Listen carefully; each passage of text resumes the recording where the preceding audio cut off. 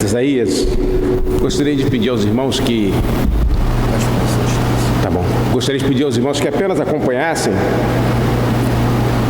a leitura. A minha versão que eu vou utilizar hoje, excepcionalmente, é da corrigida, Almeida corrigida.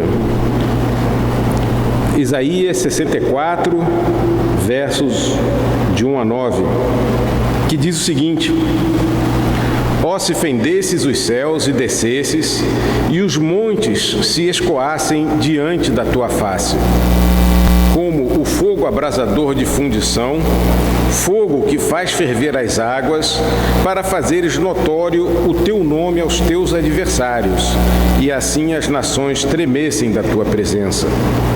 Quando fazias coisas terríveis que nunca esperávamos, descias e os montes se escoavam diante da tua face. Porque desde a antiguidade não se ouviu, nem com ouvidos se percebeu, nem com os olhos se viu um Deus além de ti, que trabalha para aquele que nele espera. Saíste ao encontro daquele que se alegrava e praticava justiça, e dos que se lembram de ti nos teus caminhos. Eis que te iraste, porque pecamos. Neles há eternidade para que sejamos salvos. Mas todos nós somos como o imundo, e todas as nossas justiças como o trapo da imundícia.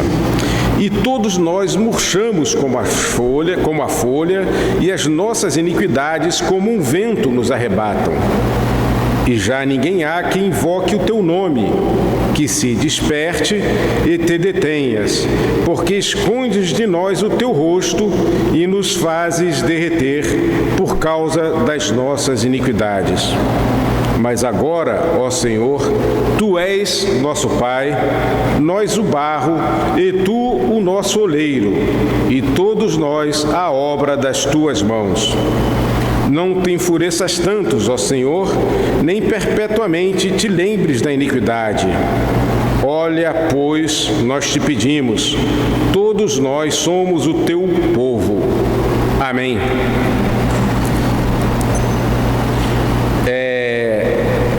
Esse texto que nós lemos, ele se enquadra dentro da doutrina da encarnação de Cristo, e ele mostra para nós como que Deus foi progressivamente ensinando ao seu povo a necessidade de uma intervenção de Deus na história da humanidade, para que o homem pudesse estar livre do poder do pecado. São comuns expressões como, para nós cristãos, como noite escura da alma, silêncio de Deus. Os pentecostais gostam de usar a expressão céu de bronze. Mas, embora nós tenhamos essa perspectiva de como que isolados de Deus, embora nós a tenhamos como uma verdade espiritual, ela é uma verdade espiritual muito maior para aquele que nunca veio a conhecer a salvação que Deus dá aos seus eleitos. E ela, além de ser uma verdade tanto para os cristãos como para os não cristãos, ela é uma realidade da humanidade. Assim é que nós, na cultura popular, por exemplo, nós encontramos alguns traços, ou melhor, nós encontramos escancaradamente registros dessa verdade de que o homem encontra-se enclausurado dentro de uma redoma de falta de solução para os principais problemas da sua existência, problemas esses que existem por causa da queda e do pecado. Ontem eu e a minha esposa, nós assistimos um filme espanhol, chamado O Segredo de Seus Olhos.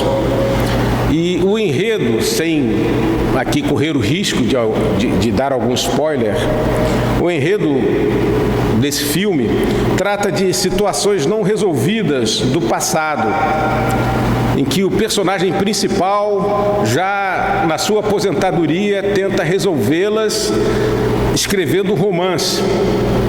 Mas para escrever esse romance, ele parte para investigá-las e parte para não só investigá-las, mas para fazer intervenções em situações não resolvidas do passado. Então ele as resolve, mas ele não consegue extrapolar, ele não consegue ultrapassar aquele mal que as situações do passado faziam, ele não consegue resolvê-las a não ser através do adultério e do silêncio perante a violência. E o interessante é que nessas circunstâncias da indústria cultural, embora a violência no filme seja pintada com cores um tanto quanto sombrias e melancólicas, o adultério é pintado de forma graciosa, e a solução que ele alcança, que ele consegue através do adultério, você não vê nenhum registro dos efeitos daquilo sobre a família do cônjuge adúltero ou sobre os filhos, e não há nenhum registro disso na obra, e é colocado como uma solução. Eu me recordo de um livro que eu li, eu passei essa semana procurando essa passagem. É um desses dois livros, é de um autor que era muito famoso nos anos 90 e no início dos anos 2000. Eu procurei desses dois livros dele, é chamado Paul Auster. Paul Auster escreveu uma sequência de livros, e num desses aqui, a Trilogia de Nova York, ou A Noite dos Oráculos, ele relata, um personagem dele relata um pesadelo. Ele relata para a namorada dele um pesadelo que ele teve. E o pesadelo era o seguinte: ele tinha que cuidar de um porão num prédio abandonado e deserto. E a porta desse porão só abria por fora. E ele entra para fazer a limpeza nesse porão e, desavisadamente, ele não trava a porta, que só abre por fora, e um vento fecha aquela porta, e ele está ali condenado dentro daquele porão a passar os seus últimos dias, pois aquele porão não tem saída, aquele prédio não é frequentado e ele não conhece ninguém que possa vir em busca dele naqueles dias. A namorada dele falou: olha, você poderia transformar esse pesadelo num sonho. Imagine que ao invés de você estar nesse porão sozinho, você está comigo. E ao invés desse porão ser sombrio, ele é luxuoso e possui toda a sorte de alimentos finos ou de comidas prazerosas. E esse trecho desse livro me marcou para demonstrar a ausência de sentido, que também é citado em Isaías, do pessoal que diz: comamos e bebamos que amanhã morreremos. Aquela falta de esperança que restringe tudo a esta existência. Por mais que aquele porão fosse luxuoso, por mais que ele estivesse em boa companhia, na verdade, ainda assim, a porta só se abriria por fora, os equipamentos luxuosos se deteriorariam e a comida acabaria. O que essas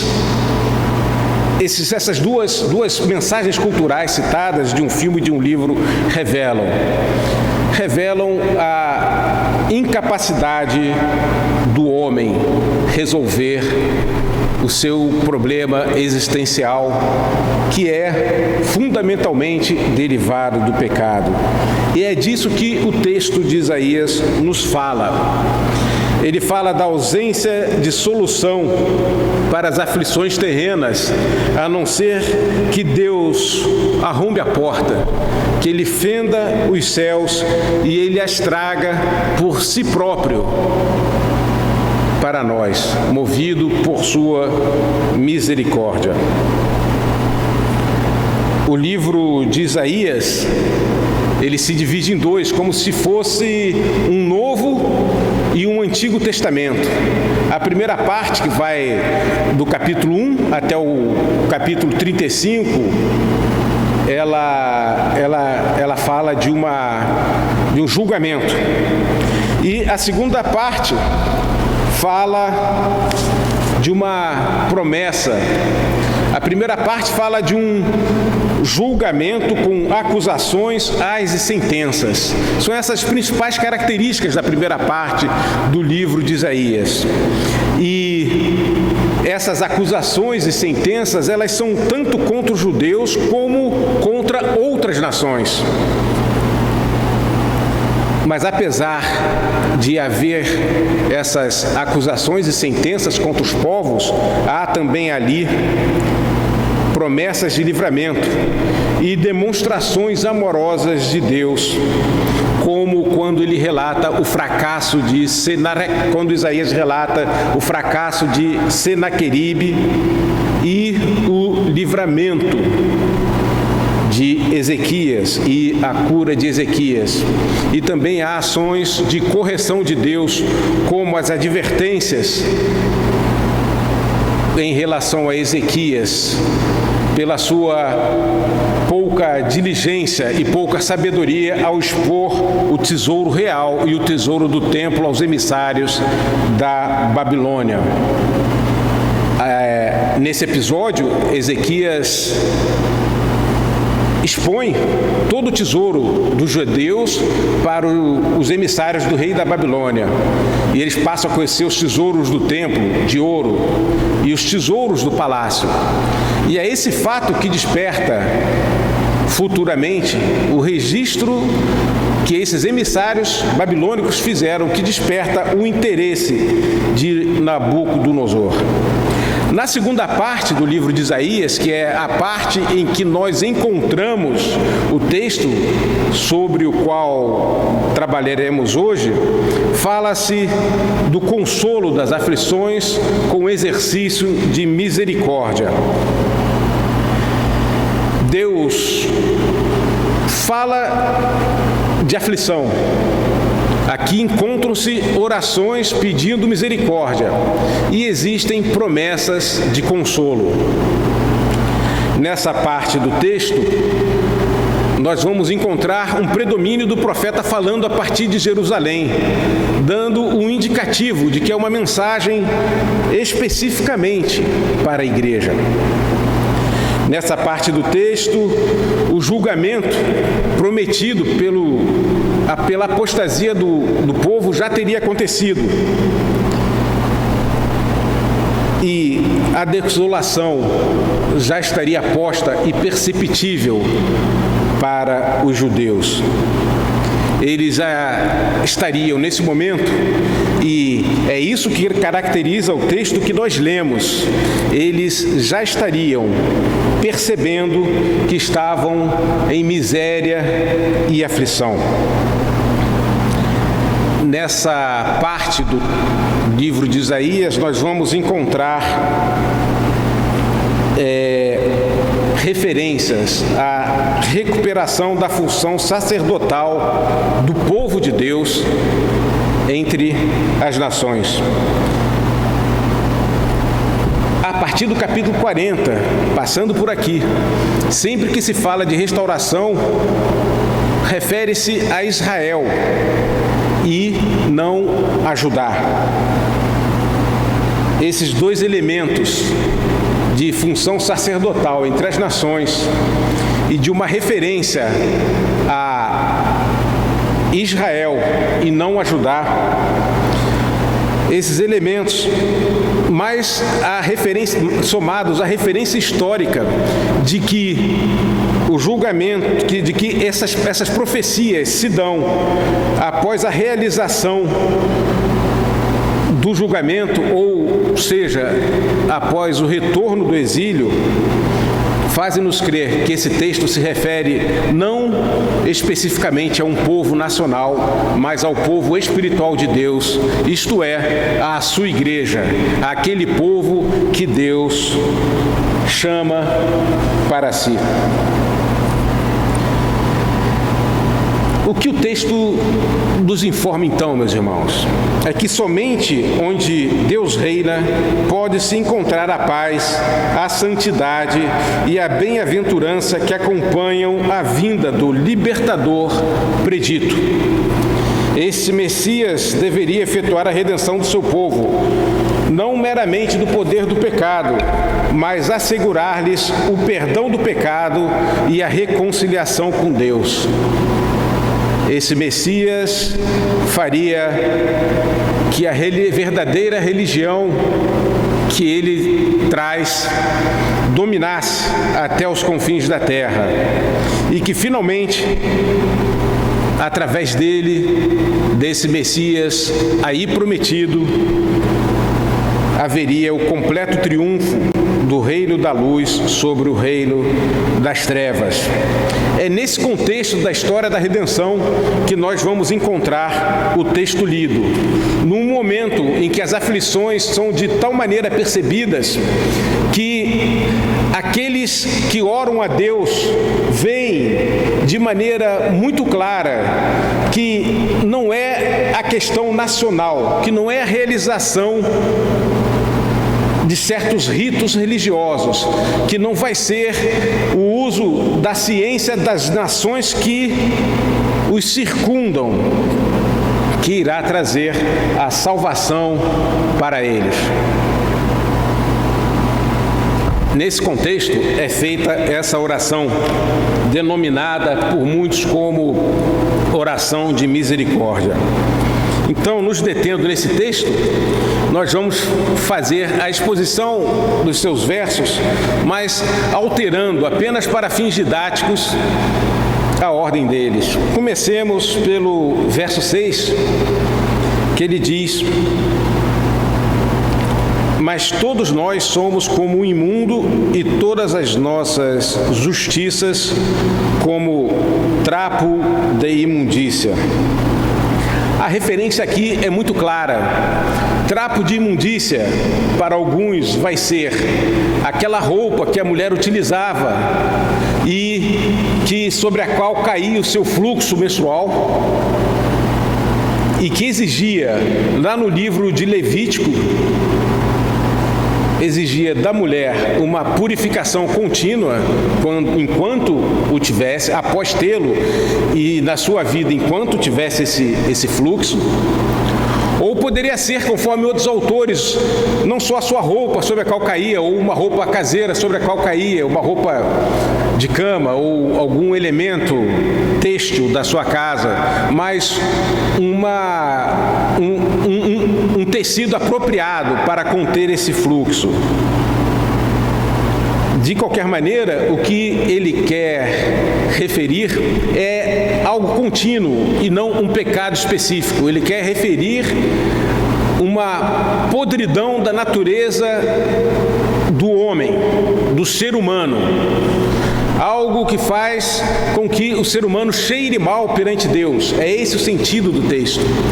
Pois ele não faz aqui referência àquele fluxo anormal que fazia com que exigia com que a mulher não só se purificasse, mas também oferecesse um sacrifício.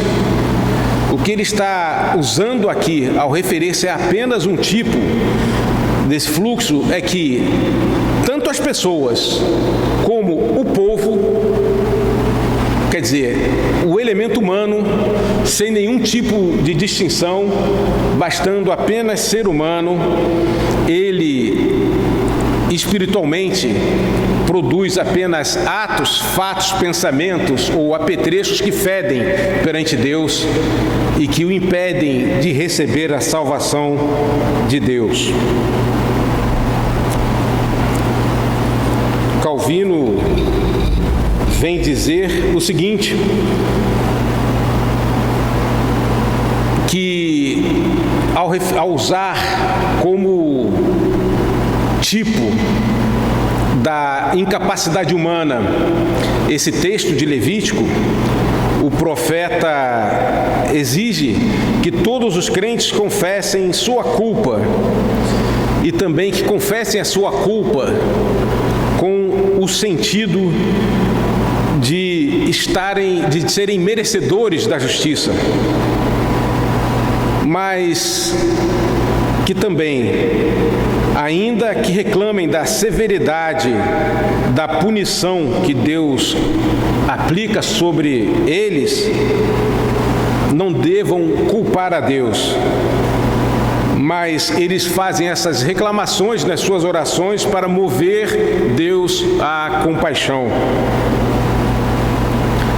Então, da reclamação, da aflição que sofre, o cristão, ele não vai expedir uma ordem como a de, ou uma fala como a da mulher de Jó, amaldiçoa Deus e morre. Mas ele reclama sempre com um senso de que Deus é misericordioso e que Deus é soberano naquilo que ele está passando, naquela aflição que ele vem a sofrer. Essa justiça, o texto fala todas as justiças, essa justiça humana, porque aqui a oração, meus irmãos, não é apenas uma oração individual, mas ele faz uma oração corporativa, uma oração do povo de Deus. Essa justiça, ela vai se referir à justiça própria, que nós individualmente praticamos quando vamos querer nos justificar da nossa natureza ou dos nossos pecados. Se refere também à justiça moral, à justiça eclesiástica e à justiça estatal. Nós vimos essa semana que uma senhora, uma juíza, que deveria conhecer muito da prática e das experiências do uso da lei de proteção à mulher contra a violência doméstica, ela, apesar de toda a sua qualificação, ela toma decisões baseadas nas suas afeições e acaba sendo vitimada por isso, num crime atroz. O que significa isso? Que nós devamos desprezar a justiça dos homens? Não, mas também não podemos colocar nela toda a nossa esperança. Nós não devemos achar que a nossa sociedade será uma sociedade justa apenas por ter um aparato judicial que a tudo resolva. O tribunal primeiro que Deus requer de qualquer sociedade, como diziam os puritanos, é a consciência de cada um. Eles falavam, a consciência é a primeira instância do tribunal de Deus. Por quê? Porque lá a palavra de Deus há de julgar o homem. Então, esse texto ele se refere a toda e qualquer justiça. E esse tema da justiça dos homens é só uma demonstração da ausência de solução para o pecado debaixo do céu. Quando Deus não rasga o céu, quando Deus silencia, quando as pessoas não conseguem ver a obra redentora de Cristo, não haverá e não há solução para os problemas e as misérias do ser humano. Esse verso primeiro, fendesses o céu, ele nos fala, aqui vamos começar nos referindo ao céu, ele vai nos falar que aqui céu se refere a uma redoma de impossibilidades e soluções. Quando o profeta se refere aos céus, no contexto, nós vamos encontrar isso em Isaías, no capítulo 47, 13, e nós vamos encontrar nos versículos ao redor a referência tanto à astrologia quanto às divindades ligadas ao céu. Em Jeremias, fala-se da rainha dos céus. O céu aqui fala daquele lugar de domínio do engano, daqueles lugares ou daquelas proposições de solução para os nossos problemas que se apresentam como capazes de resolvê-los, mas que no final das contas são um engano e que não os resolvem. A idolatria,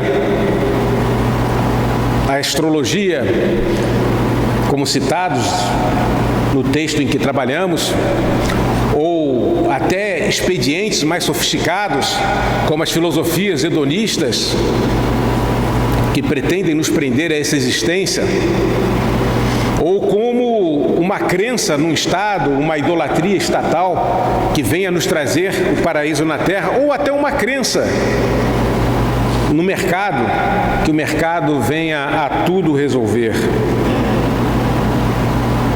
Essa série de propostas falsas que se apresentam como redentoras, elas vêm a compor no texto uma espécie de céu, uma redoma que causa angústia, uma redoma que nos faz lembrar aquela situação em que procuramos na nossa vida solução para diversas aflições e angústias pessoais e não encontramos. Mas quando Cristo veio até nós e nasceu em Belém, ele iniciou e ele começou a fender os céus, a rasgar essa redoma. Ele veio romper essa redoma. E assim no verso 1, a palavra rasgar ou fender, aí usada, ela no original ela vai se referir não apenas a rasgar, pegar uma folha de papel e rasgar, mas ela se refere a um rasgar com insulto, a um rasgar com desprezo, como alguém que rasga uma nota de culpa da qual foi perdoado, ou uma promissória que pagou, ou uma carta cheia de acusações que agora nada mais valem. Seria, como nós vemos nos filmes, aquela imagem do policial que mete o pé na porta e resgata um refém. O hebraico aí, cará ou cara, ainda indica um ato de insulto, um rasgar insultando. É aquilo que nós vemos Paulo trabalhando em Colossenses 2, 14 e 15. Havendo riscado a cédula que era contra nós nas suas ordenanças, a qual de alguma maneira nos era contrária, atirou do meio de nós, cravando-a na cruz. E logo em seguida ele fala, e despojando os principados e potestades, os expôs publicamente e deles triunfou em si mesmo.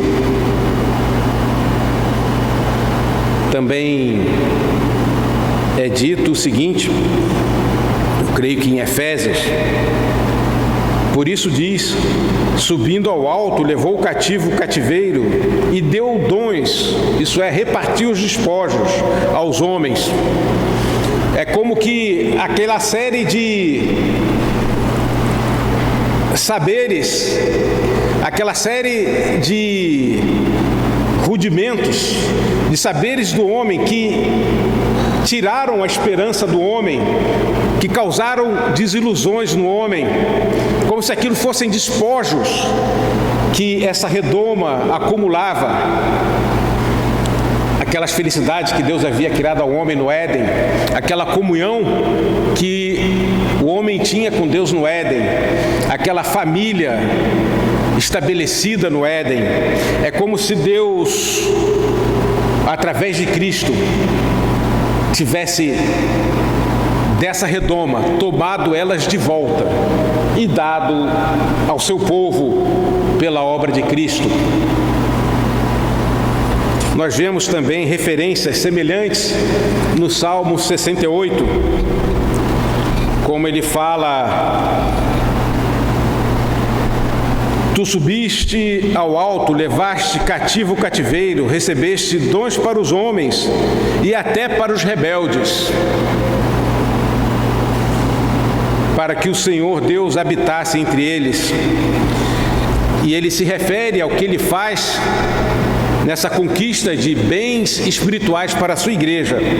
Mas Deus ferirá gravemente a cabeça de seus inimigos e o crânio cabeludo deles.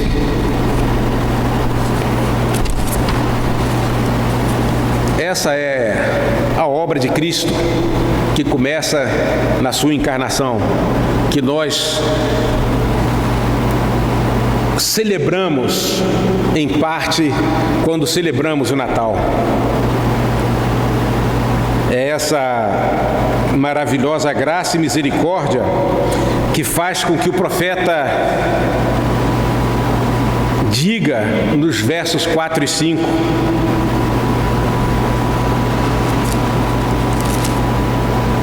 porque desde a antiguidade não se ouviu, nem com ouvidos se percebeu, nem com os olhos se viu um Deus além de ti, que trabalha para aquele que nele espera. É isso. Isso é depender da misericórdia de Deus. É reconhecer e ir atrás do que Ele nos dá através da obra do Senhor Jesus Cristo.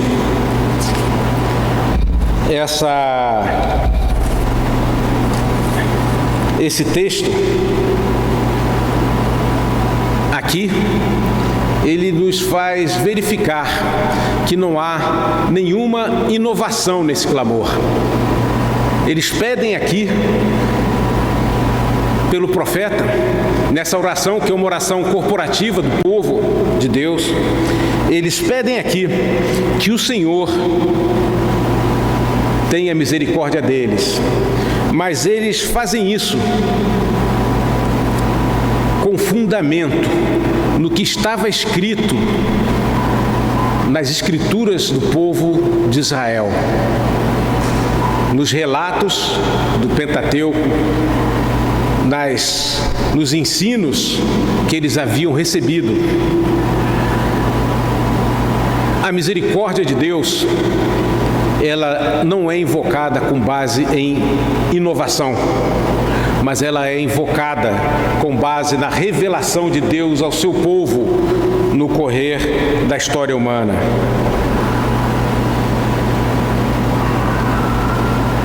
E aqui nós podemos nos alegrar, porque Deus tem disponibilizado para nós essa história através da palavra. Aqui o profeta celebra a bondade de Deus, e esse louvor o leva aqui a quase que uma admiração arrebatadora, como diz Calvino. E esse texto, o próprio Calvino no seu comentário fala que ele pode ser visto de duas formas, uma forma vocativa e uma forma passiva. Esse texto pode ser interpretado assim: ó Senhor, ninguém viu além de ti o que fazes pelos que esperam por ti. E aí nós vemos aquele texto de que Paulo fala lá em Coríntios: nem olhos viram, nem ouvidos ouviram o que Deus preparou para aqueles que o amam. Nós não temos, por maior que seja a nossa dedicação em conhecer, nós não temos a capacidade de compreender toda a grandeza e todo o poder da obra da redenção. Não é possível nós nos acomodarmos como suficientemente instruídos acerca da redenção.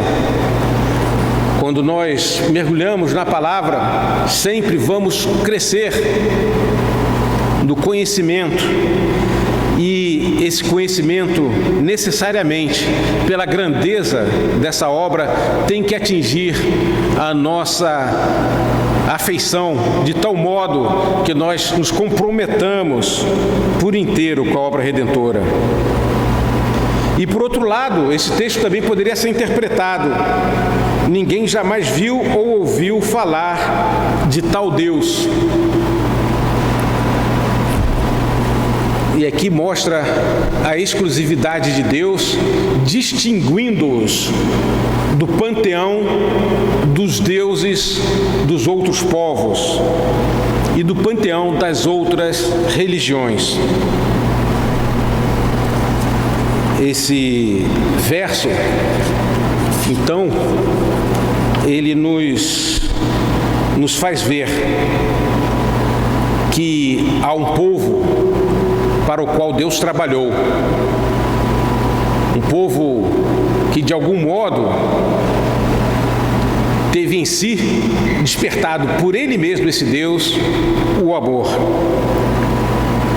Esses são os principais elementos dessa oração, que no verso 9 coloca a seguinte partícula: todos nós somos o teu povo. Ele aponta para o povo de Deus.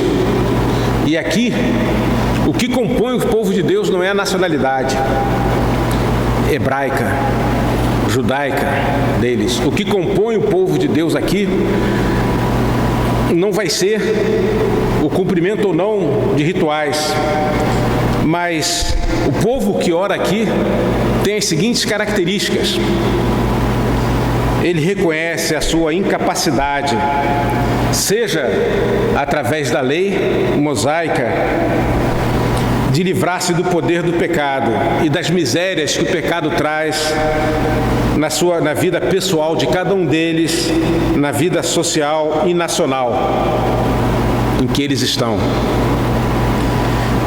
Esse povo, ele reconhece a impossibilidade de livrar-se do poder do pecado pelos expedientes das outras nações. E aqui podemos incluir pelos expedientes que a cultura oferece, ou que a filosofia dos homens oferece. O reconhecimento de que a ordem das coisas, contaminada pelo pecado, em si não tem poder contra o pecado e a sua miséria. Esse povo, ele também reconhece que Deus agiu na história a favor dele. E essas ações anteriores, no Monte Sinai, no Mar Vermelho, nas conquistas de Canaã, durante os reinados, no período davídico, contra Senaqueribe, e que estas ações são o fundamento para que eles possam clamar a misericórdia desse Deus. O povo dele é um povo que pede misericórdia, não é um povo que exige. Ele reclama com Deus para mover Deus para a compaixão, não como um contratante reclama de um contratado, mas como um pecador pede àquele que tem todo o direito de exercer e colocá-lo sob aflição, que tenha misericórdia dele.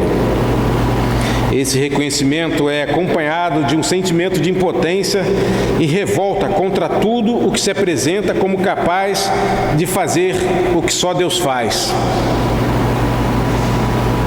Essa expressão, ó se fendesses o céu, a consequência dela é que não vai haver transação daquele que é resgatado por Cristo com o mundo. Significa que não haverá negociação da fé no Deus Salvador com o mundo. Porque só pode clamar pela misericórdia aquele que tem plena consciência de que os rudimentos deste mundo que lhe foram oferecidos como solução, na verdade eram engodo. E ninguém vai negociar com um sistema que engana, com uma proposta falsa, enganadora. É incompatível uma vida de santificação com a crença de que esse mundo pode oferecer solução.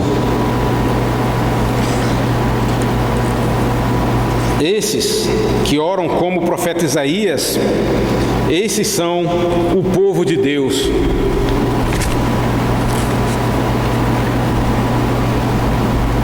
Esse povo crê que Deus elegeu a família de Abraão porque a melhor base para a expectativa confiante de obter perdão é que Deus é fiel em suas promessas, que é misericordioso e que não afasta aqueles que Ele uma vez elegeu. Ao empregar a palavra todos, todos nós somos o teu povo, o profeta fala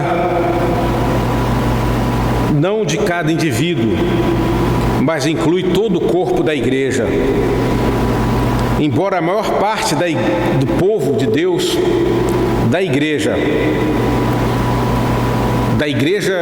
do Velho Testamento, o Israel do Novo Testamento, muitas vezes se revolte, ainda assim, Deus tem um seu povo peculiar. E esta oração foi oferecida não por cada um deles indistintamente, mas pelos filhos de Deus, pelo seu remanescente. O povo de Deus não pleiteia seus próprios méritos perante Deus, mas se dirige ao pacto da graça livre, pelo qual foi adotado. Este é o refúgio seguro e único dos crentes, e este é o remédio para todos os males. E essa é a razão pela qual Moisés e os outros profetas o repetem com tanta frequência. Só algumas breves aplicações, já caminhando para o final. A primeira é que as soluções desse mundo para o problema do pecado e das aflições humanas, elas são insuficientes.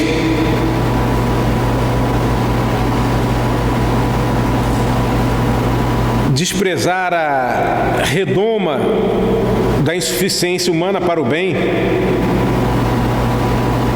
nos habilita a orar conforme a graça livre de Deus. Não é possível que nós venhamos a achar que algum elemento desse mundo vai nos fazer melhor perante Deus, ou vai trazer uma solução completa e definitiva. E aí nós nos detemos a nos referimos a qualquer ideologia. A oração de um fiel da graça livre, de um eleito de Deus, ela é corporativa. Ela é pessoal, mas também é como o povo de Deus. E isso nos faz ver que não há cristão sem igreja. Uma oração sem outros fiéis pode ser feita por um eleito, mas um eleito de Deus nunca fará apenas orações solitárias. Ele vai fazer orações sozinho, mas também fará orações com a igreja. Não há desigrejados dentro do pacto da livre graça de Deus.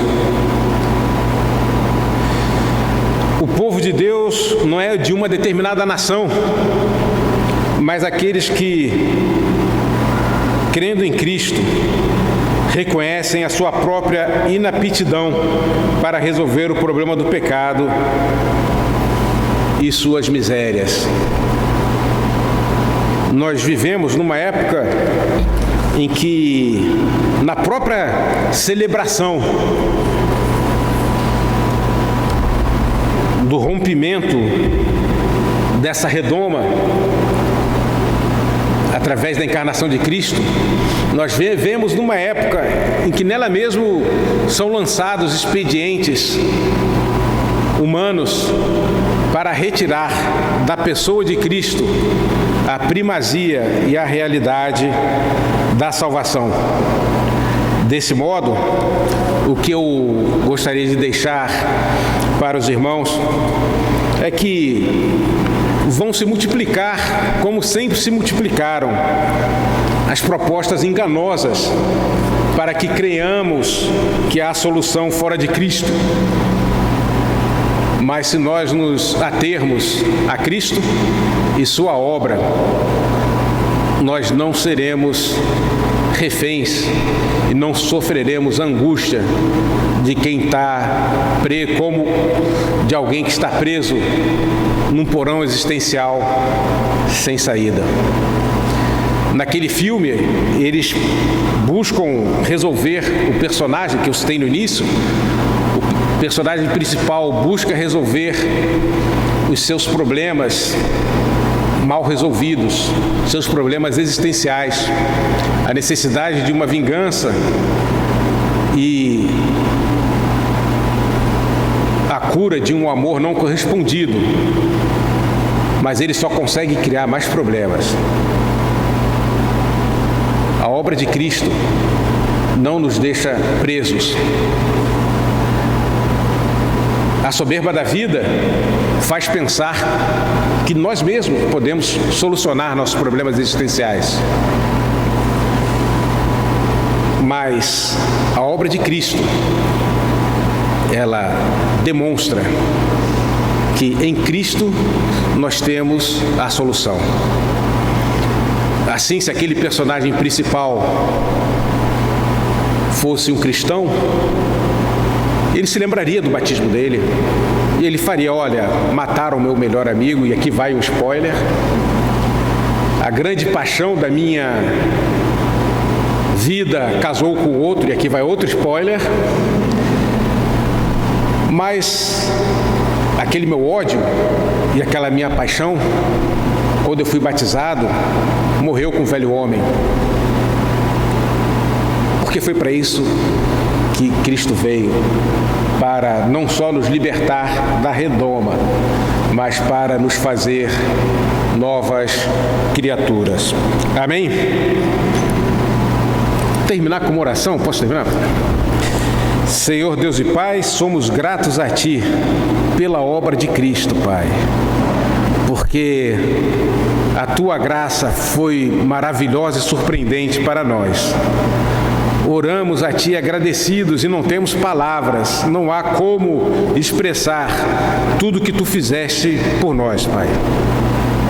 Perdoa-nos porque não soubemos celebrar, ó Deus, por sermos limitados, nós, seres humanos, mesmo salvos por Ti. Por mais que nos empenhamos, Pai, por mais que nos empenhemos, não temos condições de celebrar a celebração que é devida a Ti pela graça que Tu fizeste, ó Deus, ao enviar Teu Filho, Pai. Louvamos a Ti porque não somos mais escravos ou dependentes ou enganados do sistema caído, Pai, porque Tu entrastes nesse mundo, ó Deus, e trouxeste novamente para nós tudo aquilo que nós havíamos perdidos em termos de posição espiritual ao lado de Cristo, Pai. Gratos a Ti, assim oramos, em nome de Jesus, Teu Filho amado. Amém.